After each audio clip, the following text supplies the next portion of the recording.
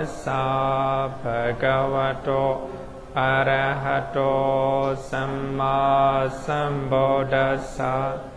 Namo tassa bhagavato arahato samma sambuddhassa.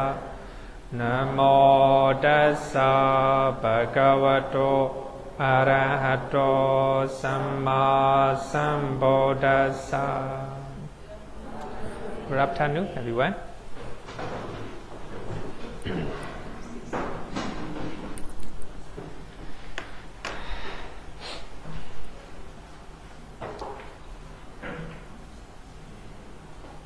Oh.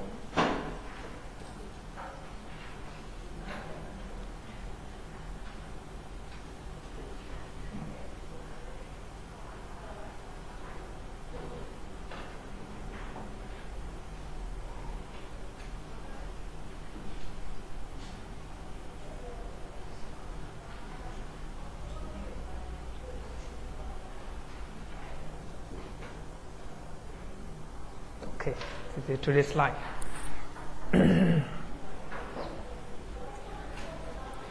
Last week we talked about three types of bodily unwholesome deed, right? Previous week. So today we want to talk about another one, which is connected with bodily actions, taking intoxicants, just like drinking and using drugs, etc., right? We just talk about less thirsty, less thirsty, right? Here, Suramedia Majja Pamadatthana. This is from 5 precepts, right? For those who are taking 5 precepts, you have to observe this one. Bhikkhu body translate as the indulging in liquor, wine, and intoxicants. So the basis for heedlessness. Here is very important one. Here I highlight Pamadatthana, right? The basis for heedlessness. So if you are using liquor, wine, or any type of intoxicants, just like drugs, opiates, then you will lose your heed, your mindfulness, right? You will lose your consciousness. You will not know what to do, right? What you are doing. So for that reason, Suramedia, taking intoxicant is very important, right? The reason is, this is the basis for heedlessness. Yet all type of intoxicants, such as drug, opium, alcohol, etc., can also be added into Suramedia, right? Suramedia. So there are many drugs, many type of drugs, right? That will make you lose your consciousness, lose your mindfulness, right? So all these are under Suramedia Majjapamadatthana. So of course, what we know is drinking alcohol, right? Only a part of this one. There are many type of intoxicants as well, right? Many people give a lame excuse, drinking wine, right? Like drinking wine, you see, whether you are socially or whether you like it, I think no exception. How to say that? There's no excuse, right? No excuse. So all these will make you intoxicated and lose your mindfulness, right? For that reason, this is very important. So this is a connected with the body, with your body, right? Suramedia is not mentioned in the as the cause of unwholesome karma, not mentioned and not stated as the cause of unwholesome karma. So we are learning 10 causes of unwholesome actions, right? But Suramedia is not mentioned, not stated as the cause of unwholesome karma, akusala karma pata. surprisingly, it is also not found in Brahmajala Soda and Samanyaphala Sodas, where many types of silas are mentioned, right? So that means not only it's not stated as a causes of unwholesome karma, but also it's not stated in the Sila Khandapaka Pali, just like the Brahmajala Soda and Samanyaphala Soda, right? Not stated. That is just for knowledge, right? It's not an excuse, right? Because some scholars they want to take excuse. This is a very big deal, right? Actually, it's not. It's not. There are many places that the Buddha taught Sura Media, Majjapamaratthana, right? Especially in Gautra Nikaya, many places, right? Many places.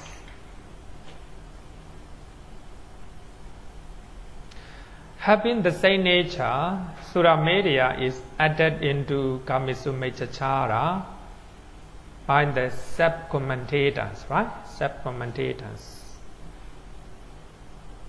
Vibhavinitika is a commentary of this one, Abhidhamma Sangha, commentary of Abhidhamma Sangha, right?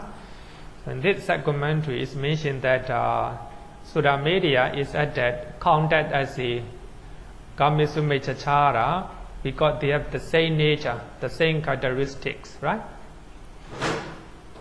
Both of them are indulging oneself or practicing wrongly in sensual pleasures. So when you are indulging in sexual misconduct, so that means by touch, right? By touching your body. So if you are drinking alcohol, if you are drinking wine, if you are using drugs, right? Intoxicants, so you are indulging in sensual pleasures in the wrong way, by way of taste, right? By tasting. But if you are taking ingestion, drug, right?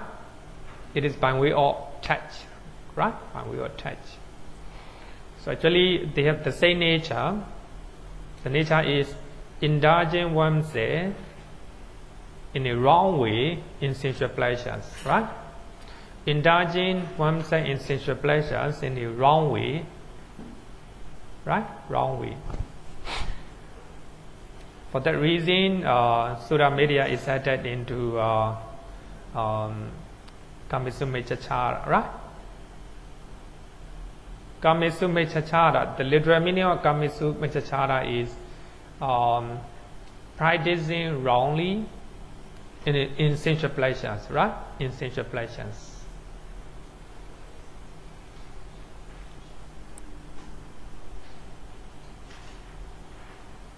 For that reason, even husband and wife, right? If a wife doesn't want, right? Then the husband forced to do it. We can call it is a sexual misconduct, right? We can even interpret in this way, but it's not stated in the Suttas. But if we take it, if we understand, if we interpret practicing and indulging in sexual pleasure in the wrong way, so that means the wife does not want, right? Then the husband forced to do it, and vice versa, right? The husband doesn't want, right? Then the wife forced to do it. We can also consider as a Kamisummecchachara, right? Sexual misconduct. But it actually it's not mentioned anywhere. just for the discussion, right? Discussions. Okay. What you mentioned just now was that one party refused. Yeah. In the law in most countries, we call spousal rape. Wow. Okay. Very good. Beautiful. Thank you so much. Yeah. Maybe it is a type of rape, right? Because we sexual misconduct, right? Misbehavior, sexually misbehavior, not ethical one, right? But of course, in the soda, just having sexual affairs outside of marriage, right? Outside of marriage. Okay. Regarding with the drinking liquor and wine, so we have a one Theravada Vipassana said that drinking liquor and wine repeatedly pursued, developed and cultivated is conducive to awful planes. Here, I think that is very important. Repeatedly pursue, right? If you drink for some time, it's okay. Should be okay, but of course it is considered as a unwholesome actions. But of course, only if you are doing all the time, many times, right? It became your habit. If you cannot stand, right? So just want to drink, right? In such cases, it will be conducive to awful planes, right? Awful planes. If you are drinking for some time because some conditions, right? It may not be conducive to awful planes. For one who was born as a human being, drinking liquor and wine at minimum conduces to madness, right? So, but of course, even in this life, some people became crazy because of drinking alcohol too much, right? Too much. In our village, there is one guy who always drink. In the morning, he try hard. He is working for other people, other family. That he have send small amount of money, and he use all money for drinking. Night time, he always singing song, and especially the children afraid of him. If the children is misbehaving, the parents normally threaten by using his name. Because he's very fearful, frightening for the children. Of course, even the adept, he is very drunkard and sometimes shouting. Mostly he's singing song, going around the village and singing song. But now he no longer he died because of the drinking alcohol. It's a sad story. Remember. They can visualize his image. He is a drunkard. He like it, addicted to it, right? Addicted to it. Very beautiful. He does not know what he is doing. The other time is very good. In the morning, he try hard. He is doing his business, his job. After drinking in the evening, after drinking, he lost his consciousness and mindfulness. He will do whatever, he will not think whether it is wrong or right, right? So I think it became like a madman, crazy, right? Like a crazy. So at minimum, it conduces to madness. Okay. One thing regarding the drinking things, the person drink because alcoholic. He stopped drinking, there's a withdrawal symptom. His hand begins to shiver. Yeah. So he has to drink to keep not remembering the whole time. They were contracted, he lost job or lost. How many soon he stop? I'm going to stop. You need to go and find people to drink. Otherwise, his hand shivering coming. Yeah. So these are problems for withdrawals. Yes, these are consequences, bad consequences, right? Bad consequences. So this is another story, interesting story about alcohol. We can even call it the story of the beginning of alcohol. For those who want to know, you can read this Jataka, Gomba Jataka no 512, right? So in that Jataka, it is said to be the beginning of the beginning of alcohol, right? In the Himalaya forest, there is a very big tree with the 3 branches. Then there is a hole. So all the rain pour in the hole. Then some branches, some leaf, and some fruit drop into the hole. Then some bird, they take a rice from periphery and they eat. But some of the rice fall into the hole. So when the sun is very hot, so the water in the hole heat up. It became red. So sometimes some bird very thirsty, so they go and drink that water. They became intoxicated and they became drunk, and they fall on the ground. Then after some time, and they flew away. They fly away. So actually, some bird they added to that taste, and they come again. They drink and became drunk. Then fall on the ground. Then after a few minutes, flying away. So they like it. They are added to that, right? One day, a hunter saw that incidences, right? It's happening.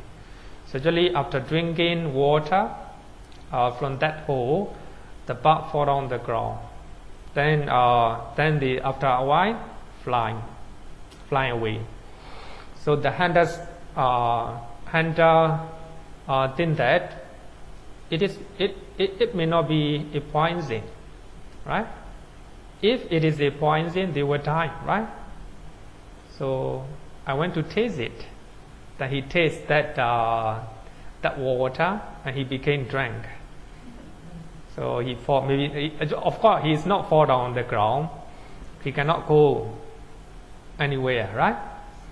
Then later, after drinking that water, he became drunk and he killed the bird on the ground, and he used it as a the meat, right? As a meat. So later, he is very lazy to drink alone. For that reason, he visit a one hermit living nearby and drink together, and they became addicted to that water, right? So actually, it might be a very good taste for them. For that reason, they bring that water. So let's say it is a alcohol. It became alcohol, right? Alcohol. So the water is fermented with the hot sand, right? Many fruit, many ingredients, including the bark of that tree, right? So they bring that water to the neighboring country, and they give it to the king. And the king and all the citizens, they also addicted to alcohol, right? The whole country corrupted. And they actually, it became their business. For that reason, they go to another country called Saketa, and the whole country also corrupted again. Then go to another city, another country, it's called Savatthi. So they are almost destroying Savatthi, but the king of Tawadensa, the king of Deva, Saka and Tawadensa came down and used the advertising technique, showing disadvantages of the danger of drinking alcohol, right? Many verses in Jataka story that I think are about 50 verses, right? So in those verses, the king of Deva talk about the danger of drinking alcohol. For someone who drink alcohol, then they lost their consciousness and they even insult to their parents, and they commit killing, sexual misconduct, telling lie, like this, right? So showing a lot of dangers and disadvantages of drinking alcohol, right? So actually here I just I just want to show only one verse from Jataka, right? I think if you know this verse, I think it will be clear. Having drank liquor, one commits iniquities by action, by speech, and by thought. Having committed iniquities, one go to hell, right? But of course, drinking alcohol for 1 or 2 times, it will not be a rebirth in hell, right? It will not produce. What I mean is the repeatedly pursue, right? Doing again and again. So one go to hell. Buying this pot, fill with the liquor, right? Buying this pot, fill with the liquor.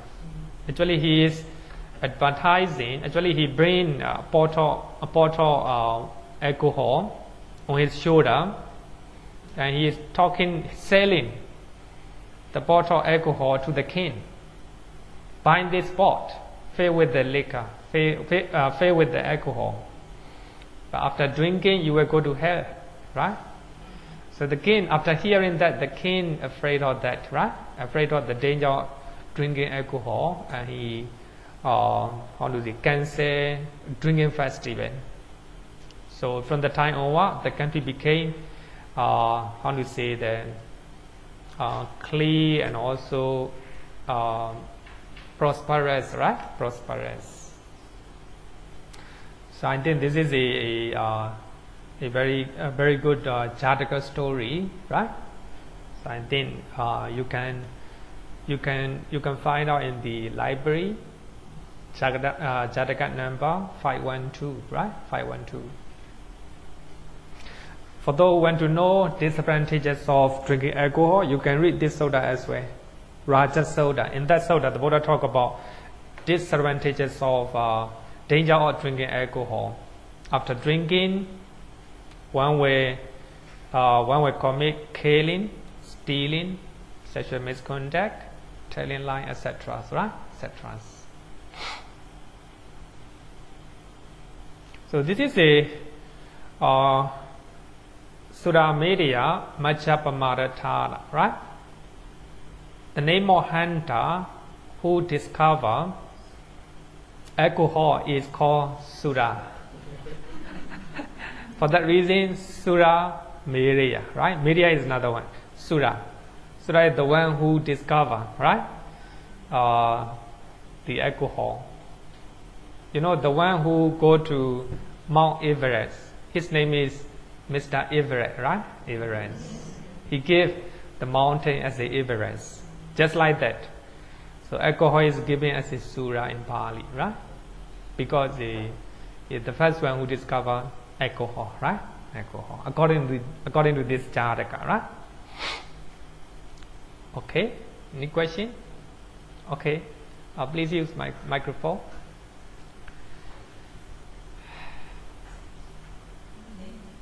It's often currently what we're talking about someone who continuously drinking alcohol.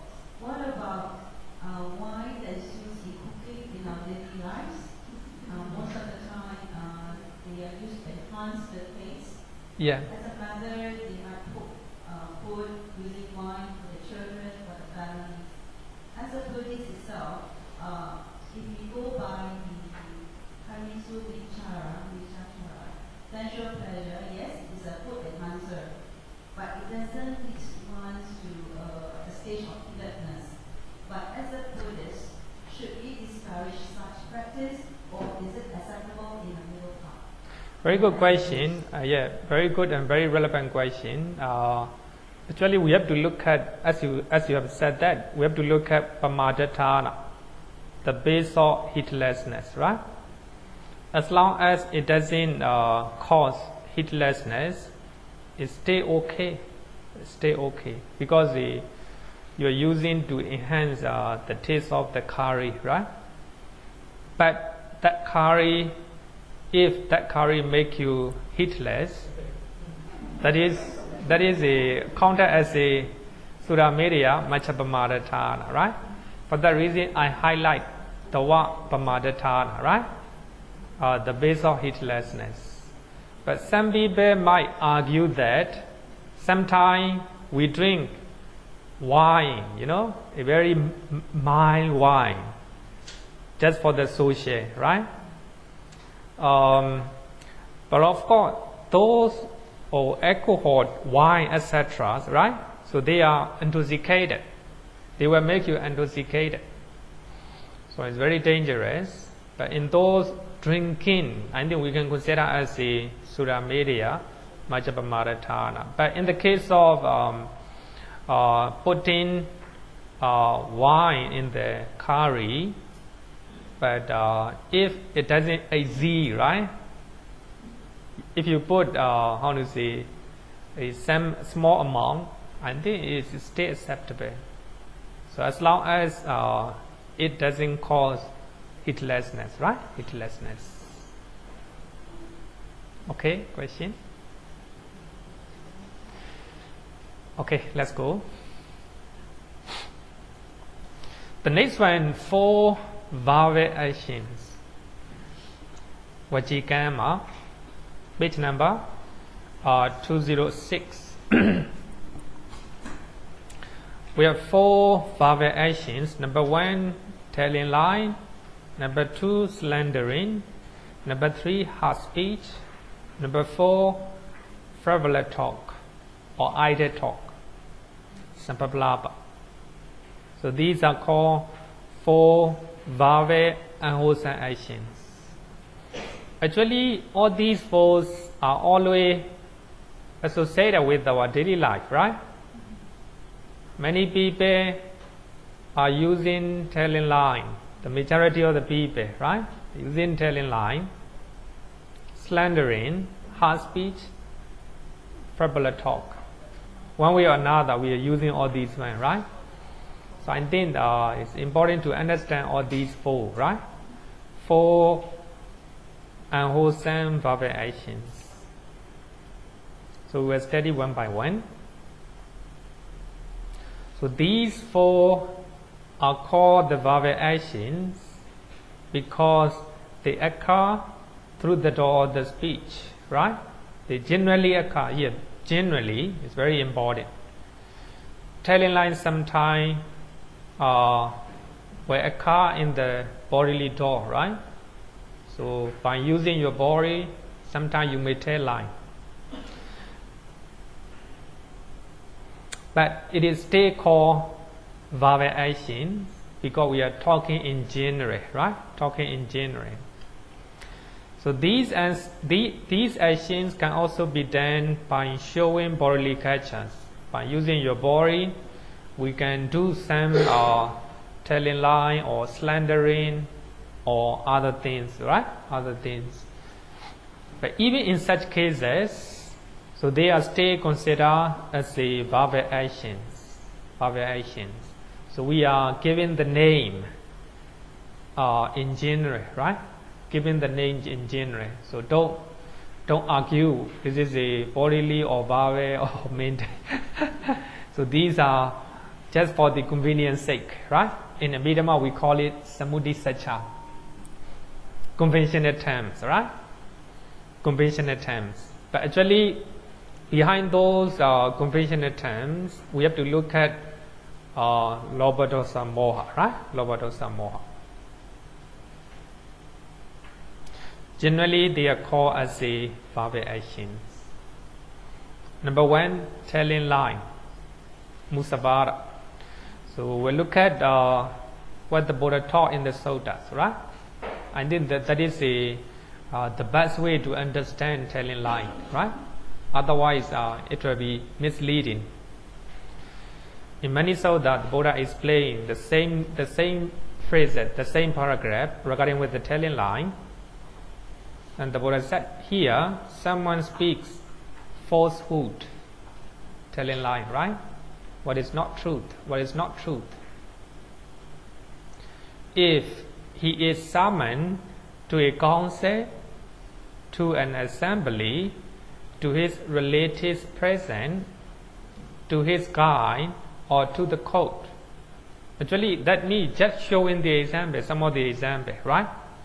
wherever you are, whoever you are talking, right? Whoever you are talking, if you are asked as a witness, so good man, tell what you know. Then, not knowing, he says, I know. Right? This is a telling lie, right? Not knowing, he says, I know. Right? So that's a telling lie. Or knowing, he says, I do not know. You know it, but you tell lie. I do not know, right? Actually, we have been using telling lie very often, right? But actually, that's a normal puthojana. So we have to reduce the amount of musavara, right? If you cannot reduce, you cannot become Sotapanna, right? I think it's very important. Most of the people, they normally tell lie. But so we have to reduce the amount of musavara. So then only we become a good Buddhist, right? Only Sotapanna, he will start talking, telling lie.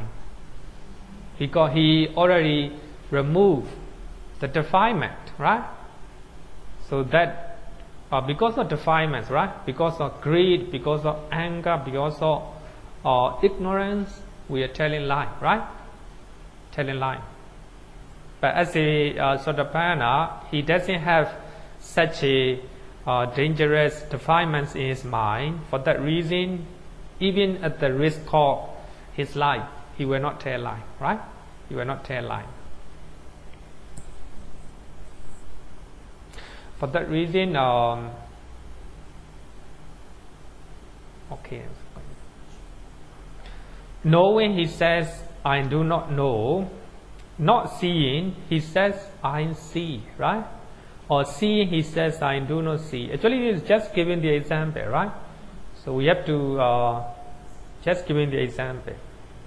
Thus, he consciously speaks falsehood. That is the most important line. Consciously, volitionally, right? With the motivation. Thus, he consciously speaks falsehood for his own end, for another end, or for some trifling worldly end. So sometimes you may use musavara for the benefit of yourself, right? For the benefit of others, and even small amount of worldly benefit, right? So you will use it. Consciously speak falsehood, right? I think that is the most important line. Consciously. Sometimes you think that if you think that you know it, right, then you tell, even though it is not true. It's not musavara, right? Musavara, because you know that this is the you believe, you say that you know it, right? For that reason, you ask. He consciously speaks falsehood for his own end. So when I was attending government school, actually my teacher is very angry nature. He is always angry, and he trying to use stick, right? He went to beat students. He give homework. Mostly, many students, they didn't do their homework. Actually, he is not asking all the time. Only sometime he asks. Then many students, they cannot how to say, huh? They cannot how to say, they cannot answer when he asks, right? Then he normally tell, for those who do not know the answer, stand up. Many students, almost all the students stand up. I also do not know the answer. But I sit down, do not stand up. It's telling lie, right? By action, right? By action. Actually, I don't know the answer, but and then if he asks, I will answer anyway, right? I will answer anyway. And he beat all the students who stand up. Because he is influenced by anger, for he lost his consciousness. For that reason, he even forget to ask the students who are sitting down, right? That is a telling lie. Actually, I do not know the answer, right? But of course, I know that he beat very strongly. It's really frightening. So, cannot compare in Singapore context. In the village, no complaint, right? But even nowadays, it's different. Cannot beat nowadays. So, if a teacher is beating students will complain. So nowadays very dangerous. But in those times, it is accepted. So he beat with the force, right? So I was not knowing the answer. I pretend that I know it, right? So I just telling lie.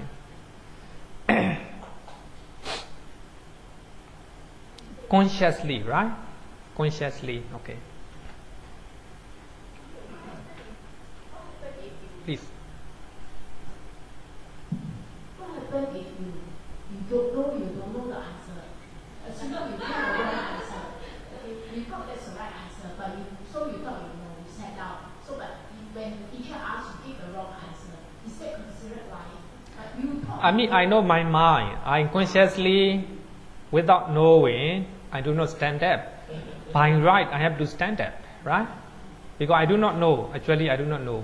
But if you thought your answer is correct, but it's actually a wrong answer, and you said. Oh, it's okay. Yeah, it's okay. So therefore, volition is very important, right?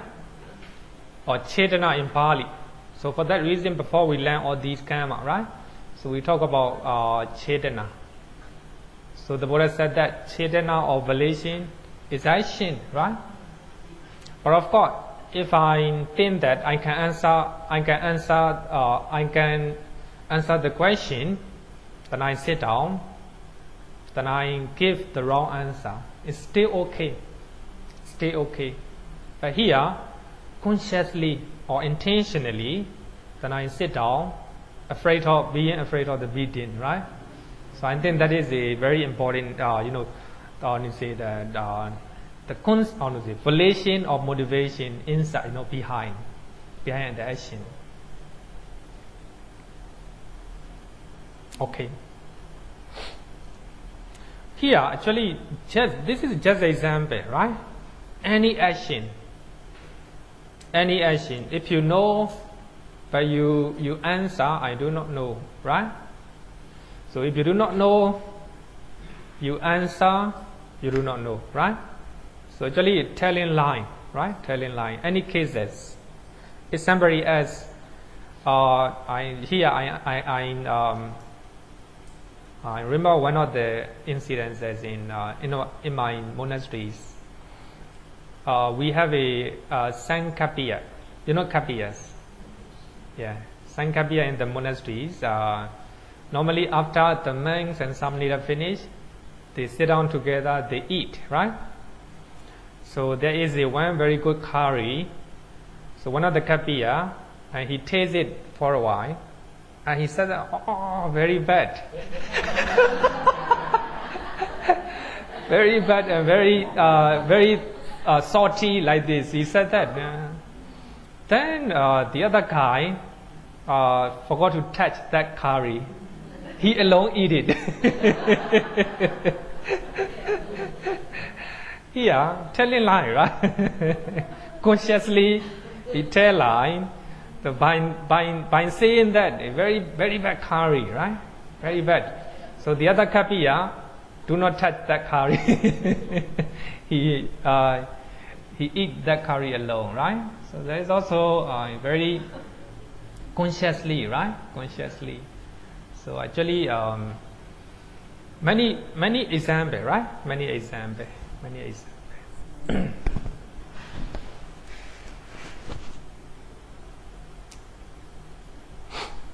Telling line, regarding in the Suttas, the Buddha said that if we possess three qualities, we will, it is likely to go to hell, right? As if it brought there. Number one speaks falsely oneself, right? Telling lie, and encourage others to do so, and approve of speaking falsely. Actually, this is mentioned in the Suttas. Even you encourage others to tell lie, right? To tell lie. In the Adinadana, we discuss about evading tax, right? Like this is a type of telling lie, right? You encourage others to do so, right? It's also not good. And approving speaking falsely. So there is no what you call it? There is no point to evade to avoid all these ones, right? So actually we know our conscience, right? We know our volition and motivation. Firstly, we know for ourselves, right?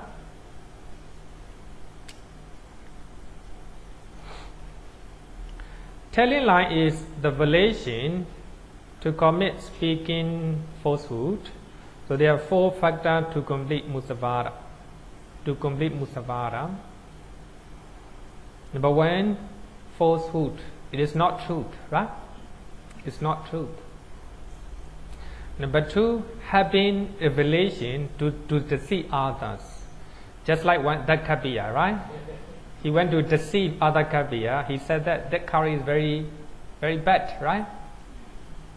He went to volition to deceive others, right? To deceive others. So as a businessman, if you want to deceive the customers, right? This one, having a volition to deceive others. Number three, making an effort. Number four, accept it as a truth by the listener. The listener think that, the other Kapiya think that this curry is very bad, right? So they do not touch that curry. So the one who deceive, he eat alone. So this is accepted as a truth, right? By the listener. So this is that is called four factors to complete musavara. So please, regarding with the completing of musavara, please look at page number 207.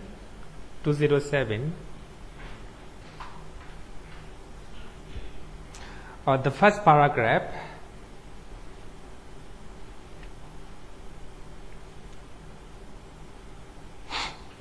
Actually, there are a lot, many lines. So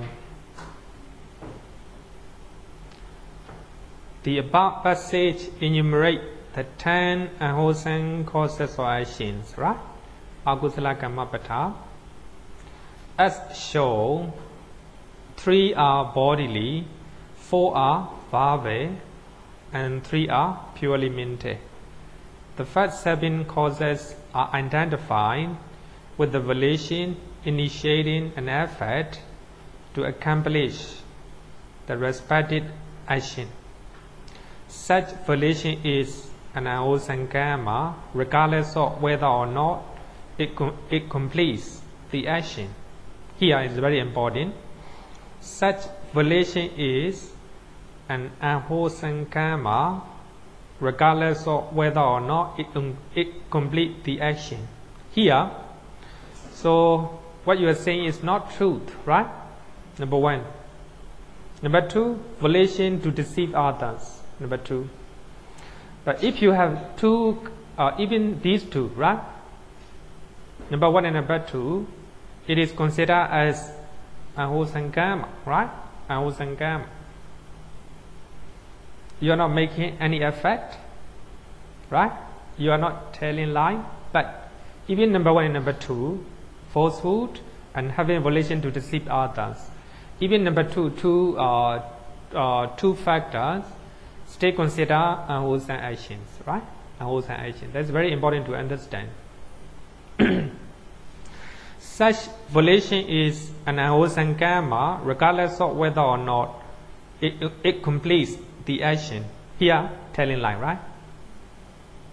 But if it does reach completion of the action and achieves its aim, so that is the death of intended victim for the killing, right? For the killing. The appropriation of another's property, etc. That is Adinadana, right? Here, acceptance as a truth by the listener, right? Number 4, right? As a telling line. If the listener accepts it as a truth, right? It is a completion of telling line. According to this, then it becomes a full causal action. Here, they're very important. Full causal actions, right? The characteristics of a full causal action is being a karma with the potency to take on the rebirth generating role. That's very important, right? If you are committing full causal telling line, full causal killing, so it is with the potency or potential to take on the rebirth generating role, right? So that means it is likely to have a rebirth in the awful planes, right? Awful planes. That is to completing musabara. We normally call it, completing. I think we should use to complete full course of, right? Or to complete full course of falsehood, right? To go to falsehood. I think that's very important, right? Okay, so there are 4 factors. Even falsehood, number 2, having a relation to deceive others. So even number 1 and 2 is considered as the unwholesome actions, right? But if you make effort, that's another more powerful unwholesome actions. But if the listener take it as the truth, is a full, right? The full course of unwholesome actions. Laughing, right? Why? So there's a different degree of unwholesome actions, right? Different degree of unwholesome actions.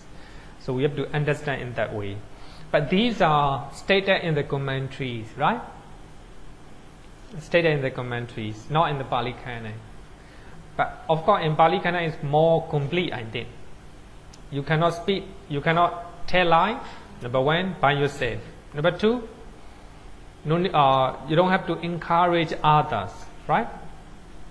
Sometimes you encourage your children and you are spout, right? Like this. But you are not allowed to prove, right? Approve. Even give your consent, right? Agreement, your agreement. That's considered as actually in the Pali Canon, right? Pali Canon. Okay. So regarding with the telling line, we normally talk about Ambalatika Raulo Vada Sodas. So in that soda, the Buddha is talking to Samanera Rahula, his son, right? His son. So as you all know that Rahula was ordained as a Samanera at the age of 7 years old, right? At the age of 7. Then when the Buddha went to Rajagaha, from Kapilavatthu to Rajagaha, he accompanied the Buddha. And Venerable Sariputta and Venerable Moggallana, so they are his teachers, right? Teachers. And he normally liked to listen the Dhamma taught by not only the Buddha, but also other disciples, right? Is always obedience, and he always ready to listen the admonishment of his teachers, right? He's very polite, and also very obedient. For that reason, everyone left Yan Rahula. So in the Rajagha, there are a few monasteries. One of them is the Viluwana, right? Viluwana monasteries. In English, we can call it bamboo monasteries, right? There are a lot of bamboo in this country. So that is the place where the Buddha normally stay and give the Dhamma talk to the people, right? Normally at the evening, people come and listen to the Dhamma, and the whole monastery was populated, crowded with the men and people, right? And there is another monastery called Ambalatika. Ambalatika in English is the mango grove. So there are a lot of mango trees in that monasteries. So there are small kuti there. Are very quiet. It's away from the people. For that reason, for the monks who love quietness and tranquility, the monks who want to meditate, they normally go to Ambalatika monasteries, right? So the Buddha normally praise those monks who always go to Ambalatika. So those monks are very fond of tranquility and peace, right? They want to practice the Dhamma, and they want to practice meditation, right? Normally the Buddha prays, and other chief disciples of the Buddha also prays. One day, a young Rahula also went there, but in his mind, thinking that if I go to Ambalatika monasteries, and the Buddha and my teachers will praise me. A young Rahula, even though he is very young, he left tranquility, peace, right? Quietness, and he left meditation. Expecting, a praise from the Buddha and his teachers, he went that monasteries. The Buddha knew it. So after lunch, and the Buddha went to Ambalatika monasteries and go straight to a kuti, a small monasteries where young Rahula lived. Before he enter, he have to wash his feet, right? So on that time, most of the monks not taking slippers, so they normally go barefoot. So normally at the entrance, they keep a water pot and together with a small cap, right? Small vase. So before enter a kuti, the Buddha, Venerable Rahula, also approached to the Buddha, and the Buddha take small amount of water into the cap and ask a young Rahula, did you see small amount of water in the cap? Yes, Bande. Just like that, the monks who is always deliberately telling lie, consciously telling lie, he doesn't have the appearance of the monk, and also we cannot call it. He has only on a small amount of being a monk, right? Appearance of the monk, and also characteristics of a monk. And the Buddha throw away that small amount of water. Rahula, did you see that? There is no water in the cap. And Rahula said, yes, Bande. Just like that, the monk who is consciously telling lie does not have any characteristics and gacha or a monk. So that we cannot call it monk, right? And the Buddha turned down the water cap. Rahula, did you see that? The water cap? Turn it down. Yes, Bhante, just like that. The monk who is consciously telling lie does not have any appearance of the monk, right? Cannot say as a monk. Then the Buddha turn it back, and the water is empty, right? The water is empty. Rahula, did you see that the water is empty? Just like that, for those who are consciously telling lie, the monks who are consciously telling lie, so in his mind, empty, right? No appearance of the monks, no monk, right? We cannot say as a monk. So actually, the Buddha knew that. So, young Rahula, he went to deceive his mind. He went to get a present from the Buddha, right? Thinking that if he go to Ambalatika monasteries, he will get, the Buddha will praise him, right? And his teacher also will praise him, expecting, right? Actually, he does not have how to say the desire to go there. He doesn't have actual desire, right? But expecting praise from the Buddha, he went there. He pretend, right? That maybe telling lie, type of telling lie, very subtle one, right? Even that one, type of telling lie. Suppose you don't want to go to monasteries, but if you expecting that if you go to monasteries, the people will look at you with the admiration, like this, right? Actually, if you really don't have any desire to go, but you go expecting some admiration from parents or family or friends or anyone, right? Like this. But they are sometimes like this, right? So that is considered as a type of telling lie, right? Telling lie.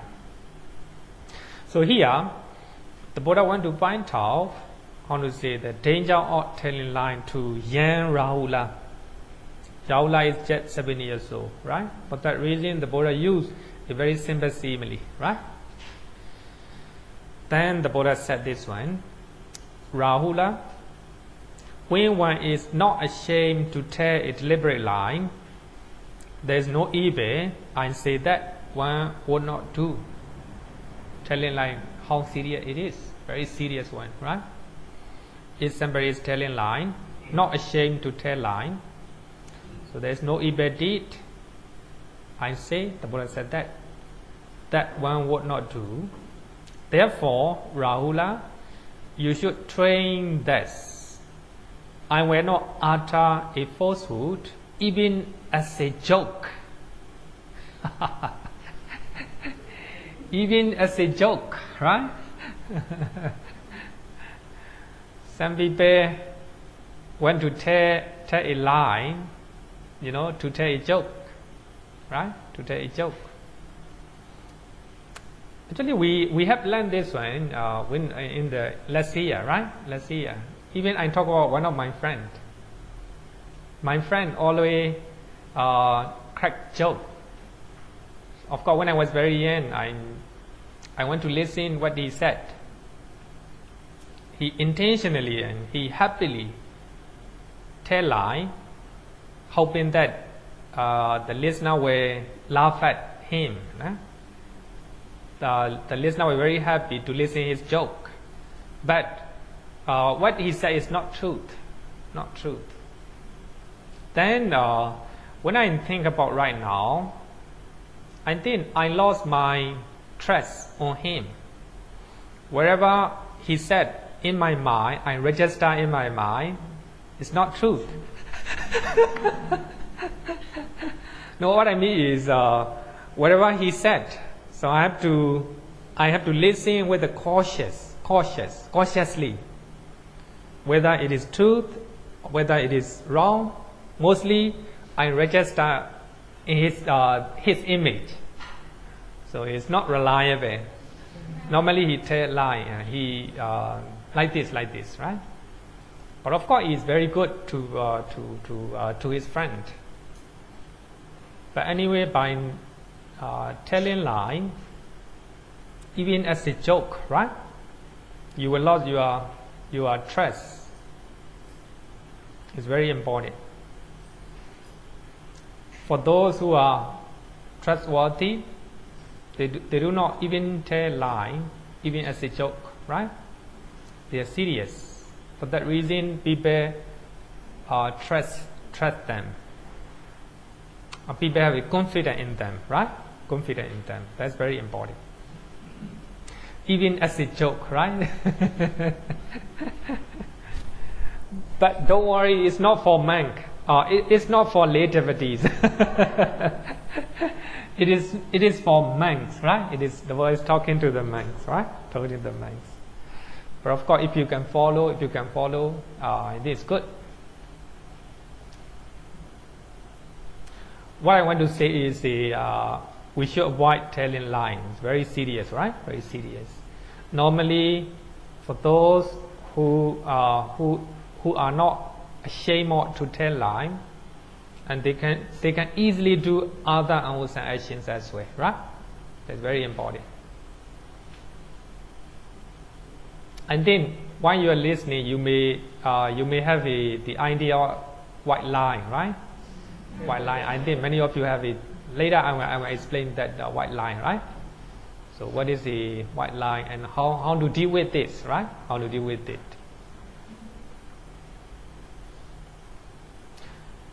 The result of telling lie, false speech, repeatedly pursue is very important, right? Developed and cultivated is conducive to awful planes.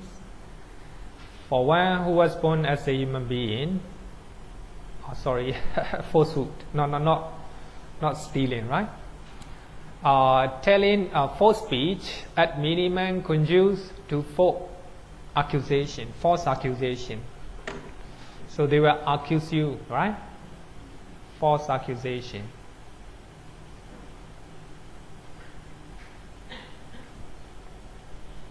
Most importantly, normally when we explain about 5 precepts, telling lie, that is the unwholesome action. By telling lie, you lost your reputation, you lost your trust, right? I think that's very important. Okay, so that is the result of telling lie. The next one is the slandering, pisunavacha. Slandering. This is also a very serious verbal action. Let's look at what the Buddha taught, right? What the Buddha taught. He speaks divisively.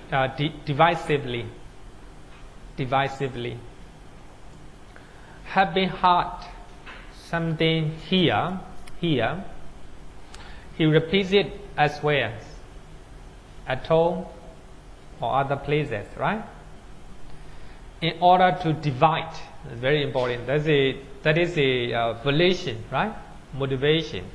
In order to divide from these, that means you hear some news from Mangala Vihara that you don't like the people from in these monasteries, then you repeat what you heard here to other place. Right? So thinking that, so the people in that place and the people in Mangala Vihara, and they will be divided. They will no longer left, right? They will become enemy. So keeping in this mind, and you repeat it, you explain it, right? So that is a slandering. Having heard something as well, he repeats it to those people in order to divide them from those. So you heard something from outside, and you give that message to the people here, thinking that so they will become enemy, they will divide, right? They will divide. So I think this is the way Pali Canon describes sometimes, right? So I think of course the usage is not very clear. How to say? A little bit archaic, right? A little bit archaic. Thus, he is one who divides those who are united. Actually, people must be united between two people, and between two groups, and between two nations, right? Two nations. So, he is the one who divides those who are united. And two countries are united. Two associations are united. Two monasteries are very close. Two people are very united and very close, right? And he slander, right?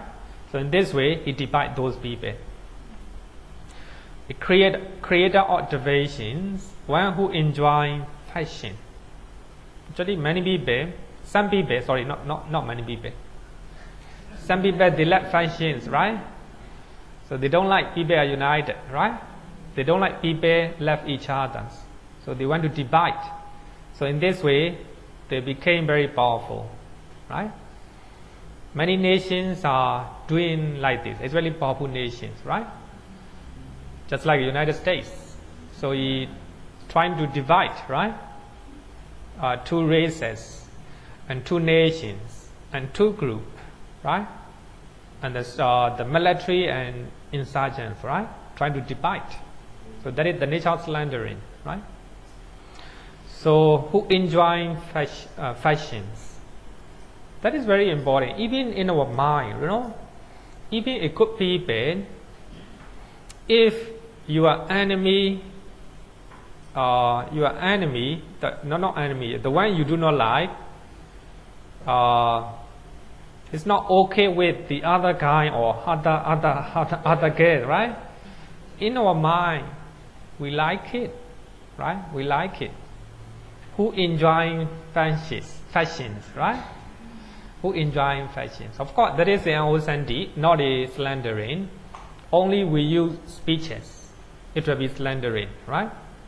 But if we like it, right? If we are happy by looking at division between two people that we do not like, right? So that became unwholesome actions, right? Unwholesome actions. Rejoice in fashions. Delight in fashions. Speak out of words that create fashion. That create fashions. So we have to control our speeches, not to speak, even it is truth, right? Sometimes what you heard is truth, but that speech will create division between two people, and between two groups, between two nations. So we have to control your speeches. If you cannot, that becomes slandering, right? Sometimes some people do it habitually because they don't have a mindfulness, full of ignorance, they do it. Even though they may say that they don't have intention, right? But it's considered as slandering. But of course, out of ignorance, not out of anger, right? Not out of greed. Actually here, Pisuna Vacha. Pisuna Vacha. So Pisuna can be divided into three words. Piya. Piya means the one people love each other, right? Piya. Love. Sonya. Sonya means empty. Empty. Karana means doing. Doing the love empty. So that means two people love each other. You create schism among those two people. So in that way, the love between these two people became empty, right? So that is another meaning in the commentaries. It's very beautiful word, very beautiful. Maybe I will write down.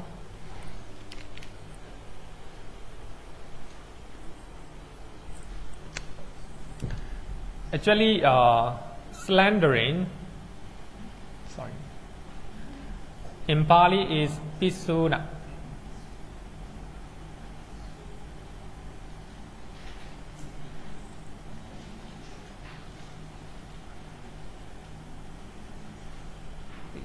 Yeah. So that is a Pali word. So we can divide these Pali word into three. Pisuna, right? Pi means fear. Fear is a love or affection. Su means sonya. Sonya means empty.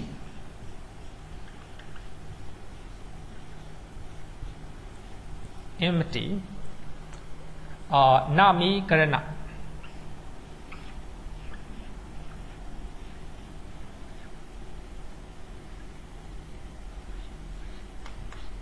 Doing.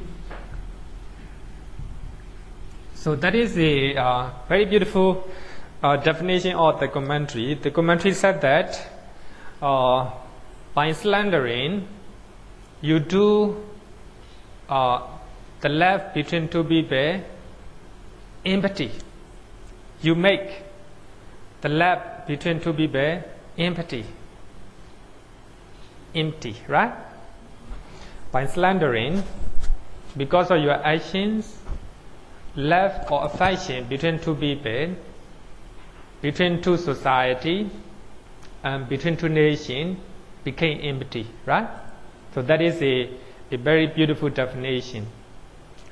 Some people, they slander, hoping that they will get love from one person, right?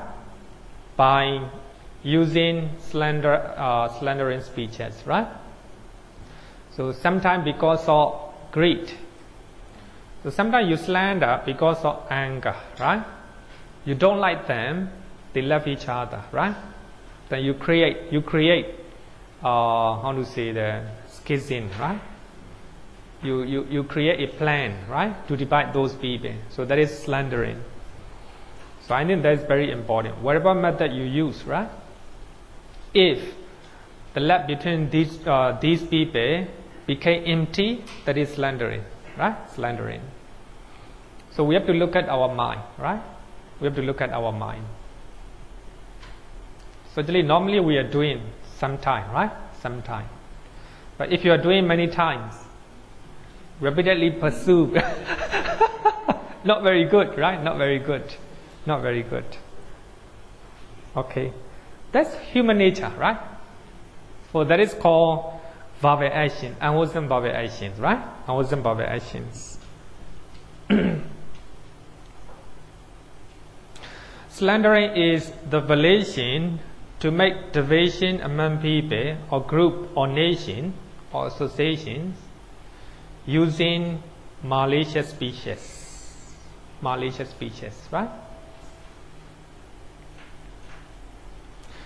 It divided, it became a full causal action. I will say that full causal actions. In Pali we call it kammapata, right? Kammapata. Which give rise to a grave effect. According to this book, rebirth generating effect, right? Rebirth generating effect. Even if not divided, we can call it stay and wholesome actions. In Pali, they call it docharita. Docharita. Actually, unwholesome akusala kammapata and docharita are the same, but the commentary want to differentiate between two unwholesome actions, right? So, if because of your speeches, if two people are divided, so it became a full causal actions. Akusala kammapata, right? But if, even though you use slandering speeches, they still love each other, no division between those two people, it is unwholesome actions, but not kamapata, right? Unwholesome actions, not kamapata. It's called docharita, right? Called docharita. So we have to differentiate between kamapata and docharita, right? Actually, they are the same. They are the same, right? And docharita soda, the Buddha said, clearly said that. The same thing, right? The same thing. Okay, question.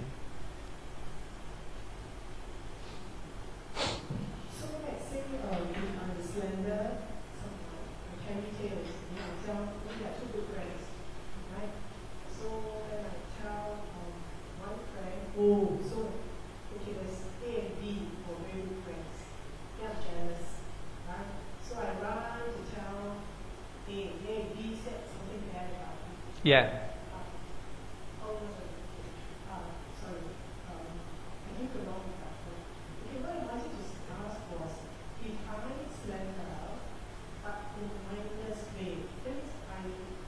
Minor way. Mindless. Oh. Because I can't control my mind. Oh, yeah. Some people, they just say without thinking. Yeah. Process, they just say, they just slender but without thinking. But luckily, okay, let me just give an example. Let's say if I tell my wife, oh, I saw your husband talking to a woman. Okay. Yeah. And then knowing that the wife is very jealous, but I just tell her. Yeah. Because Slip all the time, slip all the time, man. Because I'm quite mindless about these things. Some people just used to it. Used to it. So but luckily the wife is she heard of it, but she's a smart lady. She knows her husband well, so she doesn't have very much. I mean, she's thoughtful about what I say. Yeah. So there is no division, and I have no intent to break them up. I just have a big mouth that I can't control. Yeah. So then is that slandering or docharita? It should be docharita. It should be docharita, yeah. It's not kamapata. But of course, it is what commentary use the what. It is if two people are not divided, it's still unwholesome deed, right? Whether you are talking, you are slandering out of hatred, or out of greed, or out of ignorance, right? So if you are talking, some people are not mindful, so they used to it, right? They do not think such speeches will not create any problem, right? They just speak, slip all the time, right? Slip all the time. But of course, even such a slip all the time, the speeches create a very big problem, right? For that reason, we have to control, right? Something that create fashion or division between two people, right? So for that reason, the wisdom is very important, right? Wisdom is very important. So here, there are 4 factors to complete slandering. Number 1, people who are united. 2 couple, right? 1 couple, so they love each other. Having a relation to divide other people and acquire love or friendship for oneself. Here I need 2 characteristics. Number 1, want to divide that couple, right? So you want to divide that couple. But you tell the lady, hoping that the lady will fed up with her husband and will love me like this, right? So if I have such a malicious intention, so it will be both, right? A relation to divide other people and acquire love or friendship for oneself, right? Sometimes you want to divide 2 people, hoping that so the other one will love you, right? Between 3 nations, right? 1 nation use slandering speeches, then hoping that 2 countries who are very close relationship will be divided, right? So the other one of them will approach very close to him, hoping that, right?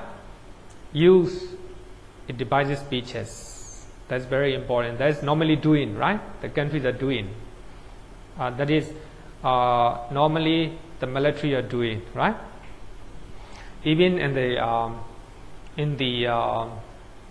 Mahaparinibbana Sutta, right? So the Osakara, the Prime Minister of Magadha Kingdom, right? And he pretend that he was exiled from Magadha, right? And he went to Vesali and create a lot of division, right? So actually the people in the Vesali are very united. So he go there and create a lot of division, a lot of factions, a lot of schism, right? So they no longer have a unity among themselves. So by that time, the Magadha king easily invade, right? Invade the Vesali. So once and for all, because of division, slandering speeches of the Osakara. Osakara is the Prime Minister of Magadha Kingdom, right? So if you want to know, you can read Mahaparinibbana Sutta, right? So that is a habit evaluation to divide other people, acquire love, friendship from oneself. Even 1 and 2, it is considered as the unwholesome actions, right? Unwholesome actions. Number 1, okay. Number 1, they are united, it's okay, right? But here, relation to divide, right? To create factions. And also want to acquire love and friendship for oneself, right? It happens everywhere, right? It happens everywhere. We have to look at our mind very closely. The making an effort was, right? Very bad. Making an effort. Using speeches, slandering speeches. Being understood by the listener. The listener understand, right? What he is talking, right? Sometimes the listener do not understand what you are saying and do not know your intention, right? I think it is not a completion of slandering, right? Only the listener understood, then it is a completion of Pisunavasa, right? Pisunavasa. So here the most important thing is you have relation, you make an effort, right? There's only 2 important one. In the Vinaya Pitaka, normally only 2. You have relation or motivation to commit wrongdoings, and number 2, making an effort, right? Making an effort. Suppose you want to see this harmful, right? Put in somewhere else, and you touch it. Intention was stealing, right? When you touch, so you commit the thought serious wrongdoings. So when you move that harmful, then you are parajika. If this is a more valuable, right? If it is a valuable, good, valuable object stated in the Vinaya Pitaka, so you become parajika, right? So very subtle one. Relation to steal, and you make effort, right? Make effort. Even just moving, right? Then that is a committing wrongdoing. Any question? Okay, no question. Let's go. Next one is a hard speech. Hard speech, Frusavasa. Normally, when we are learning 4 unwholesome verbal speeches, we take only the first word, right? Right? The first word. Just like a killing, right? We just take it, just killing. Actually, when we look at what the Buddha said, not only killing, but also harming, right? Other people, slashing other people. So we have to understand in that way, right? So this is a very authentic taught in the Sutta, right? Hard speech. He speaks harshly. Some people are very rough, very rude. he utters such words as are rough, hard, and harmful to others. Offensive, right? Offensive to others, bordering on anger, and conducive to concentrations. Here, very important, bordering on anger. So because of anger, so you are using offensive speeches and harmful to others. Even what you say is very pleasant, if it is offensive to other people, we can consider as a prusavasa, right? Prusavasa. It's very important, very important. Sometimes we are writing very politely, right? But how to say, it attack to other people, right? Weakness, other people weakness, right? Other people weakness. That's also considered as a hard speech. Normally, in the social media, if you are cursing and if you are insulting other people by teasing, it's also considered verbal actions, right? We are talking in general, right? Hard speech. Some people are insulting, right? Some people are cursing in the social media. Even though they are using their body by typing, it's considered as a verbal action.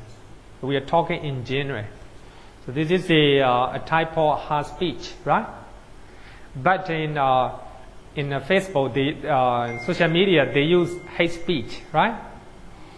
So that they are monitoring hate speeches. Actually, in the social media, we are not talking, right? We are typing, but they still use hate speech. So this is the nature of verbal speeches, right? Verbal actions. So even though we are typing by way of email or social media, in the social media, they still considered as the verbal actions, right? Because we are talking in general. Bordering on anger, and also unconducive to concentrations.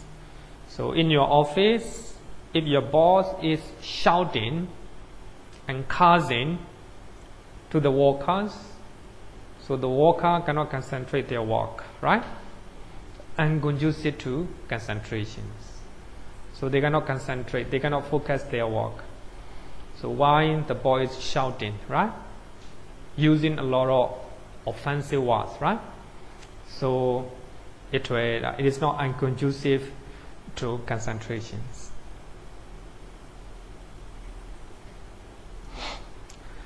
Hard speech is the relation to speak unkind, offensive, unpleasant, insulting, and cruel speeches.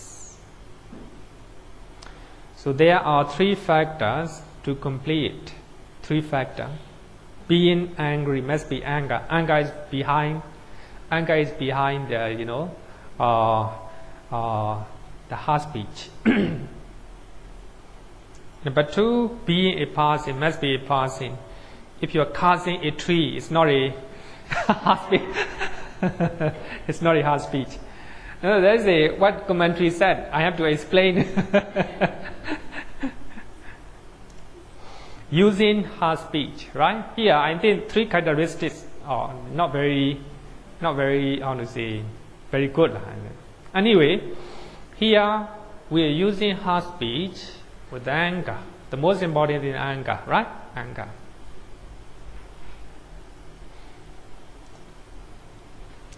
Not through savasa. Commentary said that even though the speeches are pleasant to hear, very pleasant to hear, if the volition is cruel and unkind, it is considered as a prusavacha.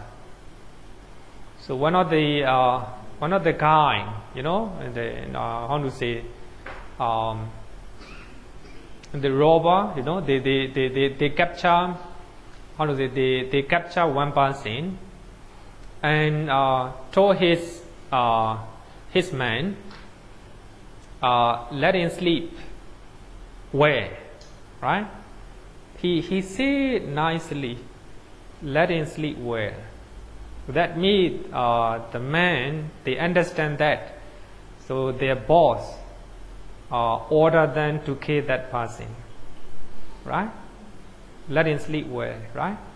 So even though the way he taught is very polite and very pleasant, very not rough, not offensive, it's still considered as a Frusavacha, right? Here, intention is to kill the person, right? To kill the person. So, actually, especially in the movie, so there are many scenes like this, right? How to say, the leader of the gang, right? So they normally tell very nicely, very calmly, right? Let him rest, right? Like this. So that means he is ordering the man to kill, right? The person. Even though what you say is very pleasant and very polite. So if the violation is cruel and unkind, it is considered as a Frusavacha, right? Harsh speeches by teachers and parents are not Frusavacha if they are doing with the good way. But here, with the good way means without anger. That's very important, right? But if you are yelling at to your children, if you are shouting, if you are threatening to your children out of anger, that is Frusavacha, right? But sometimes you love your children. You know that if they go this way, so they will be dangerous, right? They will find it danger, a very dangerous path. Then you told them, but they do not listen. You threaten them without anger, right? So even though you're using a very offensive word, but in your mind there's no anger. The commentary said that it's not considered as a Frusavacha, right? Frusavacha. So I don't know in English, but in Burmese we normally use Karuna Dosa. So if the teachers or the parents are shouting and using very harsh speeches to their children, to their pupil, and they normally use Karuna Dosa, out of compassion, they show their anger. But it's not true. According to Abhidhamma, the Karuna and Dosa will not go hand in hand, right? If there is compassion in your heart, there's no anger. If there is anger in your mind, there's no compassion, right? For that reason, that Karuna Dosa, actually in Burmese, Karuna Dosa, not in accordance with Buddhist Abhidhamma, right? Buddhist Abhidhamma. If we study between association, right? Association between consciousness and mental factor, right? So compassion and anger will not go together, right? They go against. So here is without anger. That's very important. Without anger. Sometimes you will use very harsh speeches for the benefit of your children, right? For the benefit of your pupil.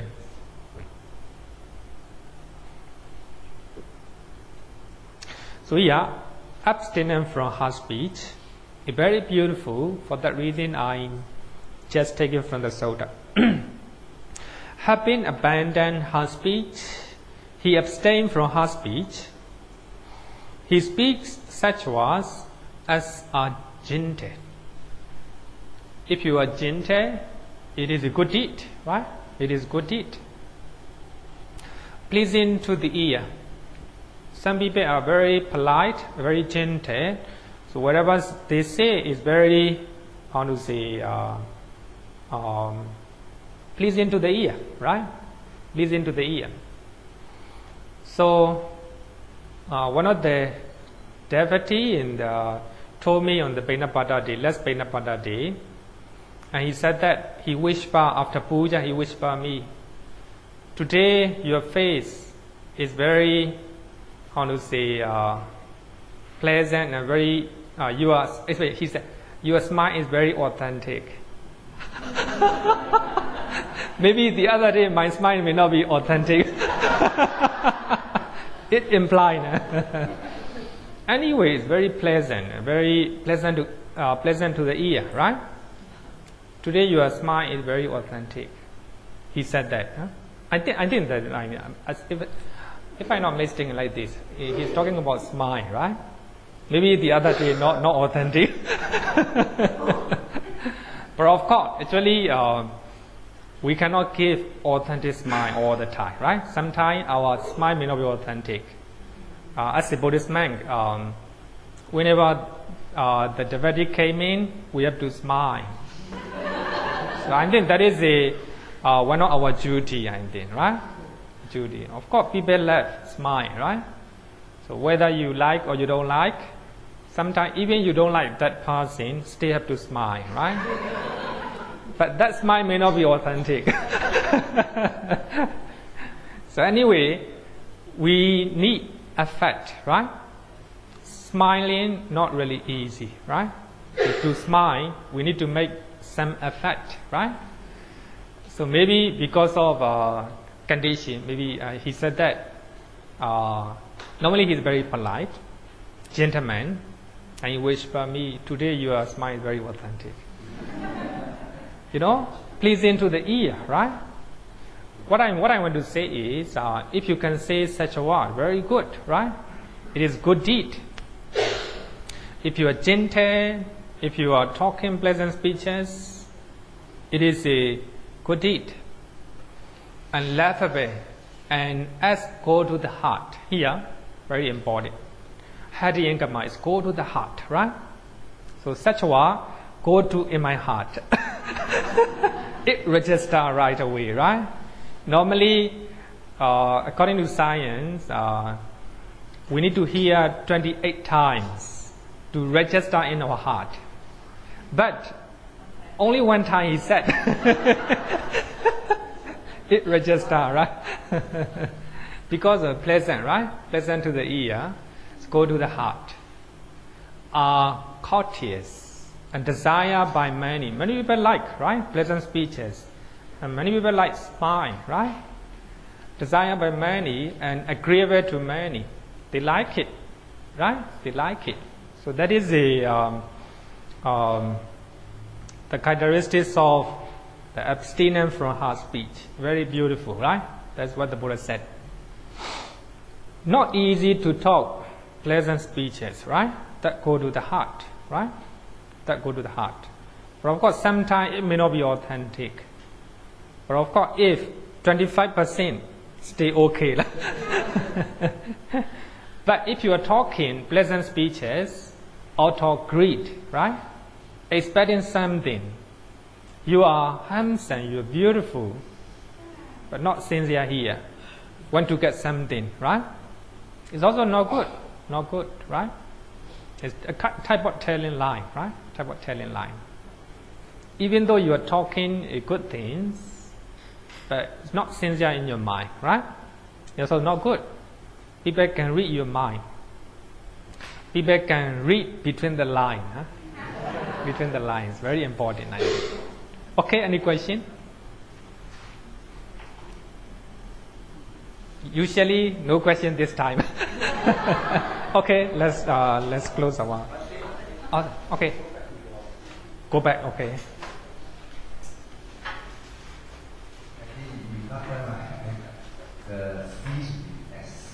Which one? Oh, this one? Paruchawa. Oh, yeah. This one, you mean? Oh, this one, yeah. Sa, yeah. Okay, wait, thank you. Okay, thank you so much. Any announcement? Or come in? Oh, yeah, announcement.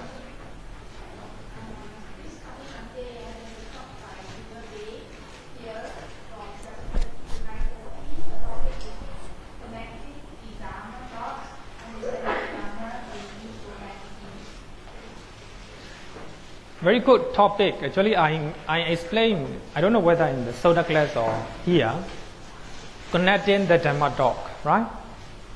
you all are learning different places, right? And under the different teachers. So you're trying to connect Dhamma talks, right? One day, you'll be able to see full pictures, right? Or the Dhamma. Then there's no confusion, there's no doubt about Dhamma, right? I think it's important to, very good topic. I don't know whether what she's covering in that concept.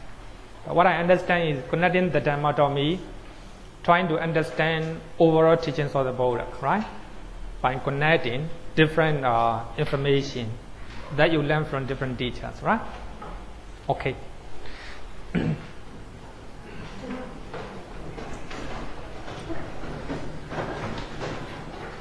Yo vadatam bhavaro manu jesu sakyamuni bhagavakata kecho paragato balavidya samangi tan sukatan saranatamu pemi ragavi ragamanincamasokan Dhamma sangata patikulam madurami mambagunan suvipatam Dhamma mimam saranatamu pemi yatha chade nama apalamahu chatusu susisu purisayugesu atacha pogala dhammadasati sangami mansaranatamu pemi. Sadhu, sadhu, sadhu. Thank you, everyone.